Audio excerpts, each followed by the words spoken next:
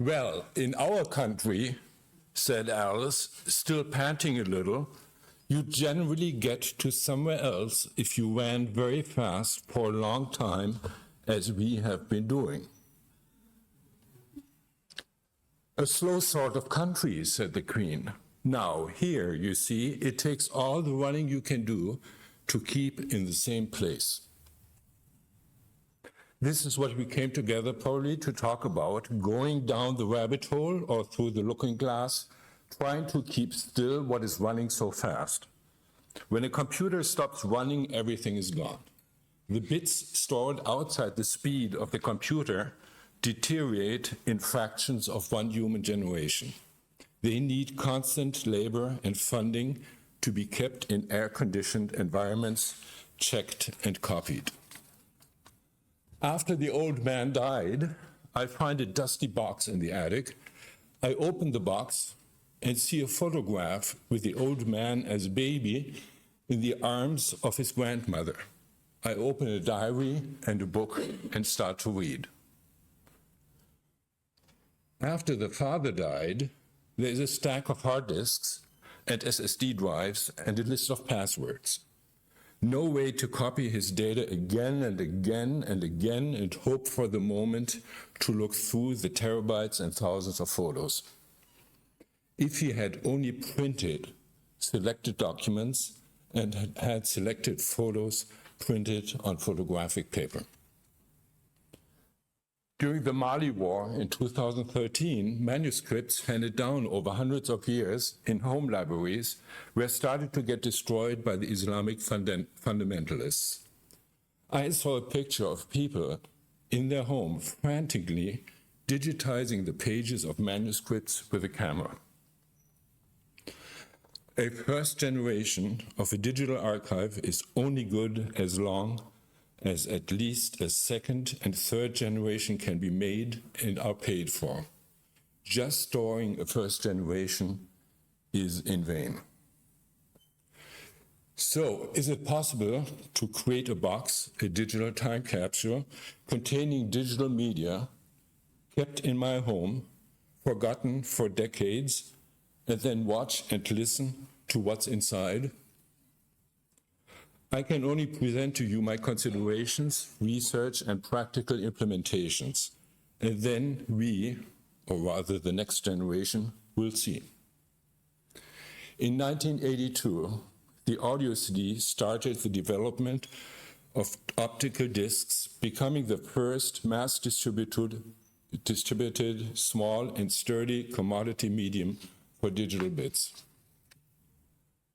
In 1990, at the very beginning of ZKM, we at the Institute for Music and Acoustics started together with the Center for Computer Research in Music and Acoustics at Stanford, the first digital archival project at ZKM.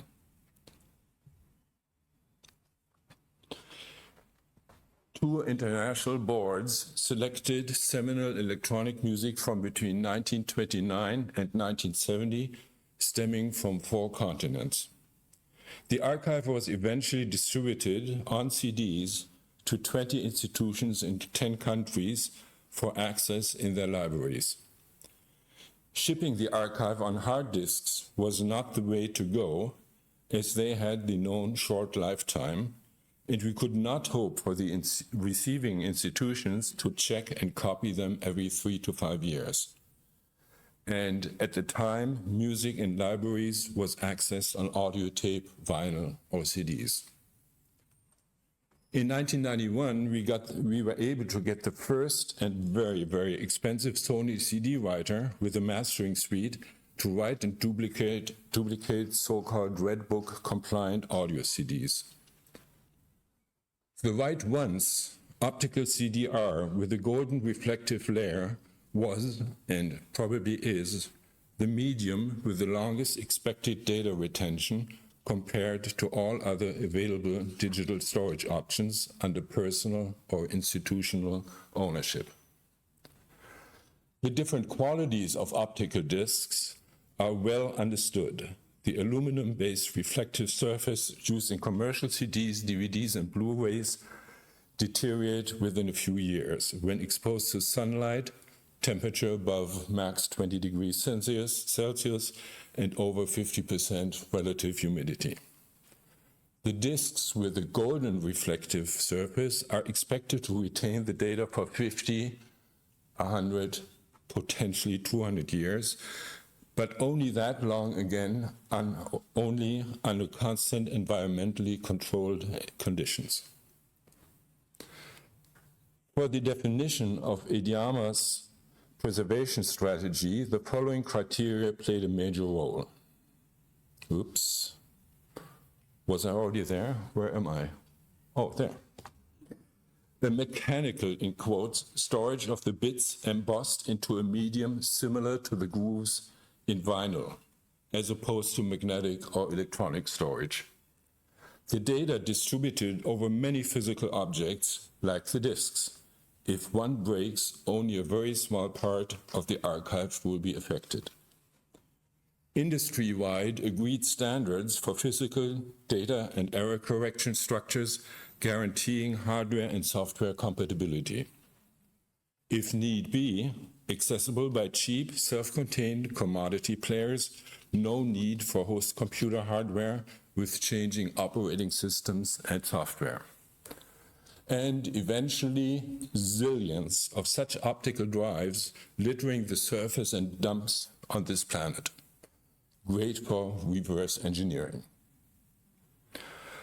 All of us here know ad nauseum the tables that list the data retention of different digital media and the required storage conditions, with most rewritable media retaining data between 5 and 15 years, or SSDs between 5 and 20,000 write cycles. Even LTO tape will not reach the announced 25 to 30 years, but will deteriorate very, very quickly if air conditioning is interrupted. It goes down, the humidity goes up to 70%, the data retention goes down to 5 years, which is quite a difference. All this said only in regard to the longevity of the bits on the lowest physical level, independent of the obsolescence of hardware and software. After my time at ZKM, I was asked in 2002 to guide and define MPEG from its initial architectural design, construction, and infrastructure through to implementing a program of time-based arts production, specifically under the integration of digital technology. Since its opening in 2008, so it took 7 years to build this building, the curators commissioned, produced, and showed in the studios and venues more than 130 new works in time-based visual art, music, dance, theater, film, installations, etc., often quite large and complex. Around 400 artistic production residencies in the development of these new works were supported by the curatorial and production teams. And over 600 events have been professionally documented with a 3 or 4 camera shoot. How do we transmit to even only the near future the work realized at this, especially for the US, exceptional place? All of it will be quickly forgotten and lost once the yearly allocated funding by the oldest technical university in the US stops for this kind of program. No one would take care of the archive. Many new storage options have been developed over the decades, from QR codes stored on film in permafrost to holographic multidimensional engraving in crystalline structures, from DNA encoding to engraving in clay discs, or large-scale storage farms. If they work, these are proprietary. We cannot access our bits without paying for their storage regularly beyond the death of an individual or the demise of an institution. 2013, I came across the so-called M-Disc DVD, a writable optical disc that claimed to preserve its data for a millennium, while being accessible on most any mass-produced optical disk drive. Over the following years, I researched up to now in great detail the M-Disc, if it was too good to be true.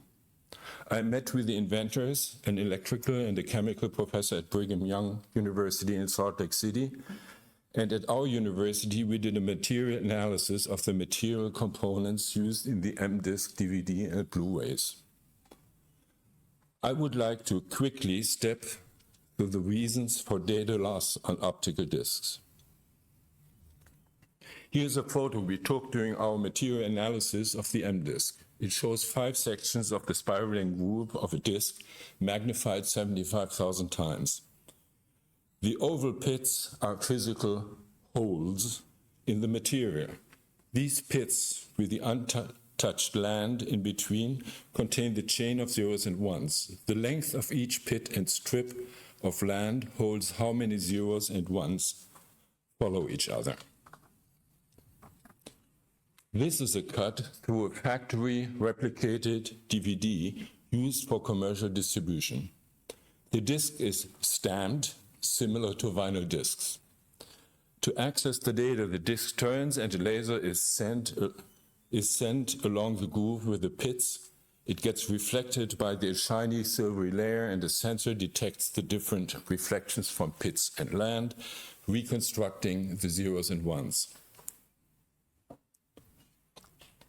The reflective layer is metal-based, aluminum, silver, or gold compounds, and it is absolutely essential to read the disc. It can get destroyed through UV light, like from the sun, or it oxidizes through the air and pollutants creeping into the disc from the thin edge around the periphery of the disc and the center hole. Once the reflective layer is destroyed, the bits cannot be retrieved again.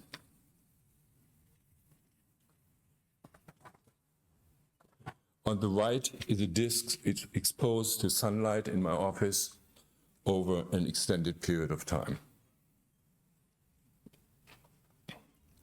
A writable disc, as opposed to a factory stamped disc, needs an additional layer into which the pits are burned during the writing process. The white layer consists of a dye, a colored layer, into which the laser burns the pits. Thus, in the case of, did I just say that? Yeah. Oh no, in the case of a writable CD or DVD, this layer is of synthetic organic compounds, which are again prone to oxidize and deteriorate and lose the bits. Thus, optical discs have 2 Achilles heels: the reflective layer for any and all discs and the data layer for burned discs. If not stored under similar tight control of light, temperature, and humidity as other digital storage media, an optical disc may lose its bits beyond error correction and anywhere between 5 and maybe 20 years. In contrast to all other optical media, the M-Disc does not need a reflective surface. It is transparent, as you can see on the top left, but can still be read by commodity mass-produced optical disk drives. And its data layer is made of inorganic, already oxidized and encapsulated material. The disk has been tested extensively in accelerated aging tests in parallel with other optical disks. Its data retention surpassed by far the other archival disks with reflective surface and a dye-based layer. Aside from the scientific tests, users tested M-disks under extreme conditions, like boiling them in water, and they kept their bits. Who can we trust with all this? And if the M-Disc is so exceptional, why did it seem to have disappeared after an initial interest in the early 2010s when it came out? I learned that this small startup company in Salt Lake City distributing the M-Disc was a strategic and commercial failure. They were incompetent to communicate and place the disc with relevant archives, but were aiming for the mass market. The disc is currently available through Verbatim. We purchased for MPEG special orders without any added top layer for labeling to keep any unnecessary chemicals away. Each disc costs around $1.60. Like any DVD, the MDisk DVD holds 4.7 gigabytes. To satisfy customers' mode of thinking, to want more bits on a disk, a Blu-ray with a rock-like data layer and with up to 100 gigabyte has been put out on the market. But Blu-ray discs absolutely need a reflective surface to read the bits. The original company denied to me that their Blu-ray had a reflective surface. Only through material analysis with electron microscopes in a clean room, we were able to verify that it indeed contained silver in the reflective layer. It was fraudulent advertising. Who can we trust? And just last week, I came across a verbatim webpage for the MDisk Blu-ray version, and they praised the silver content of the reflective surface as opposed to other products with aluminum compounds. And they certainly do not mention the higher vulnerability this layer introduces in comparison to the original MDisk DVD without the reflective surface. The race to ever denser packing of bits per area of a storage medium is the death of any long-term archive with highly selected, curated content. The denser bits are packed, the more information will be lost in case of any damage to the physical medium.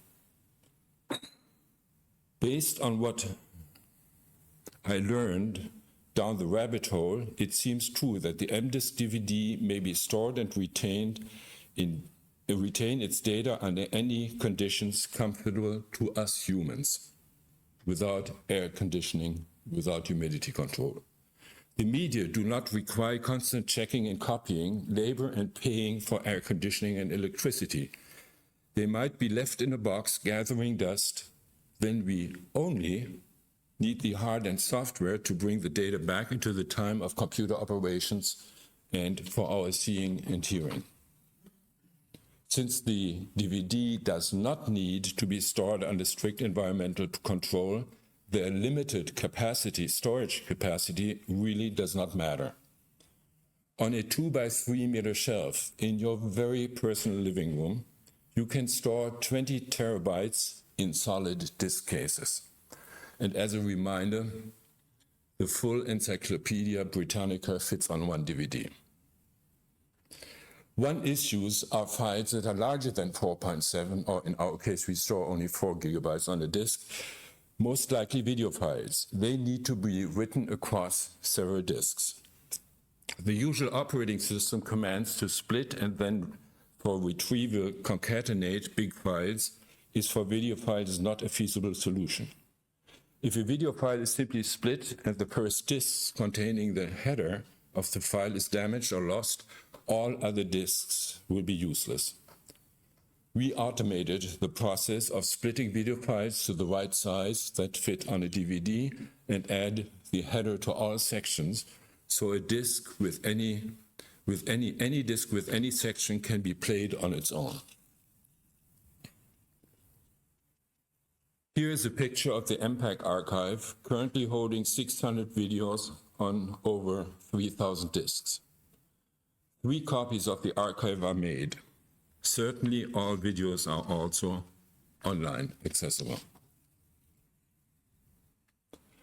This is the duplicating station with 2 writers, each one creating 3 copies of the master disk simultaneously for 3 full archives, according to good standard, being distributed in 3 different places. At 2 times writing speed, it takes about 15 minutes for 3 disks to be written. The other issue are file formats, as all of you know. If one uses no proprietary formats, but only standardized and published ISO formats, a maximum of 5 to 7 formats should cover most everything. And the ISO standards can be included in the archive as well. Now we had to tackle the question if it is possible to put a hardware system together that can be put in a box as well. This turned out to be another rabbit hole. Allow me to only briefly touch on the major technical criteria. The computer should be as simple as possible, one motherboard with as many as possible discrete components. All it needs to do is play back the video and audio directly and allow to retrieve files from the disk to move to other storage. It should never be connected to a network, and none of its components should ever be updated. The operating system fits on one disk, and the computer can boot from an optical drive. It runs without an internal drive. All programs are stored on disks as well. Specifications for all cable connectors are included on the disk. The computer has an external power supply because its capacitor is the first point of failure for a computer. The firmware of the BIOS chip can be reflashed from a disk. This last bullet is absolutely critical because the computer simply will not start up at all if the BIOS is corrupted. This is then the end of that machine. Today, firmware mostly resides on flash memory, and many components like USB drivers are also embedded in flash chips. Such chips may have a data retention anywhere between 15 and 45 years or more. It took me considerable effort to get the confirmation that the clock for data retention of flash memory is reset when it is reflashed, when the content is written again onto it. To be on the safe side, the BIOS of the archival computer should be reflashed every 8 to 10 years. Here's the small case with all hardware needed. And I'm not sure if it will, how long it will stay in the box. If you're interested, I can provide all technical details from operating system to programs too. We put 4 of such cases together, and we bought a whole stack of optical disk drives. A computer with all peripherals would be around $1,300 US, and a disk drive is anywhere between $30 and $130, depending on the sturdiness of its housing. We bought the sturdy stuff. The real issue is that it is impossible to get information on the quality of the analog and digital components used on a motherboard. And the quality determines their operational and shelf life. There is such a wide variety of different qualities, from cheapest ones for commodity equipment to military grade and most likely also for space grade. How can we trust? My fantasy would be to have a consortium of archives find research funding or a potent sponsor to build a motherboard with the best available components. Imagine we all had such a system that would work with archival data from the 2020s for the next, let's say, 60 to 100 years.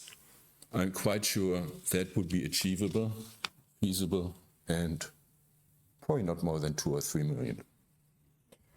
As the title of my talk announced, I did prepare a second shorter part, but that would run much over my time. It is not so much addressed to archivists, but more to curators, especially in a museum context. So let me read only the introductory paragraph.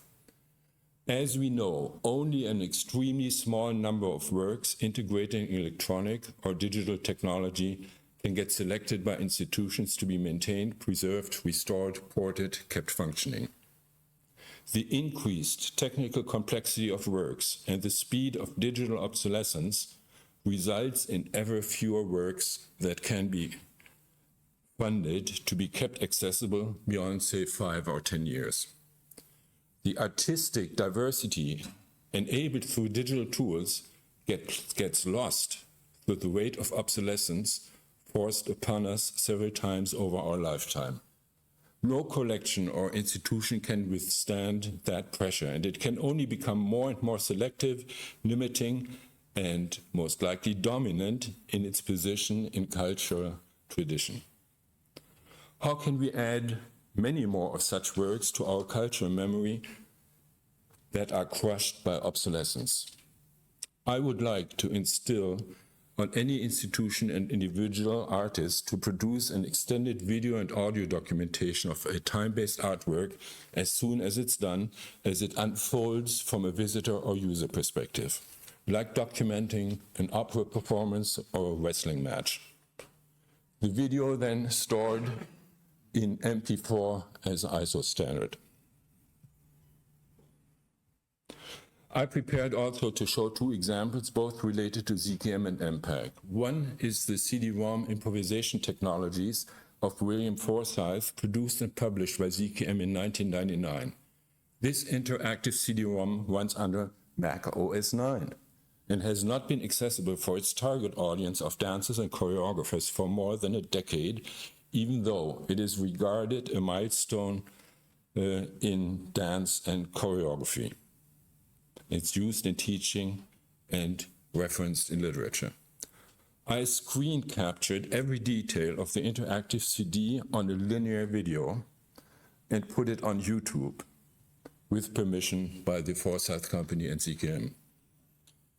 It has been hit by more than 22,000 people, or more than 22,000 times, within the past 2 years, which is quite a few for such a niche product. 90 seconds. The other work is the interactive moving image work for Jeffrey Shaw's interactive panoramic screen, which I commissioned at MPAG for the Worcester Group, a seminal theater group in New York City. We produced in collaboration with Jeffrey Shaw, ZKM's Bernd Lintermann, and the iCinema Center in Australia. The work was shown in China, in Europe, reported the whole equipment around, but it cannot be presented anymore because no one could keep the required video, audio, hardware, and programs alive. And I personally believe that it's probably a seminal work, again, for the panoramic screen, because it's the first one that uses also audio to be panned with a different kind of micro-perforated screen. Being a nonlinear panoramic work, it required a special approach to linear video documentation to at least allow an aperture into what the work was and how it was experienced. No examples. Time. I hope I could convey my attempts to find out how we can keep our bits and how extended professional video documentations exploring time-based artwork in installation, interactive screen work, or computer-generated output might become a regular part of a production because of the limited means to preserve, port, or restore works with technology becoming obsolete in no time. Indeed, no time to wait. I'm not an expert, otherwise I probably would not have gone down these rabbit holes. I'm happy to meet with you during these days, listen to your comments and respond to questions. No questions now, running out of time. You need your coffee break. Or please write to me. My email is on the online program of the conference as well. And you might find there as well a link to an essay I wrote expanding the more philosophical, political, and technical aspects I merely touched on. And you can just search for Johannes, Universal Time Machine, and the essay will pop up, hopefully. Okay, thank you.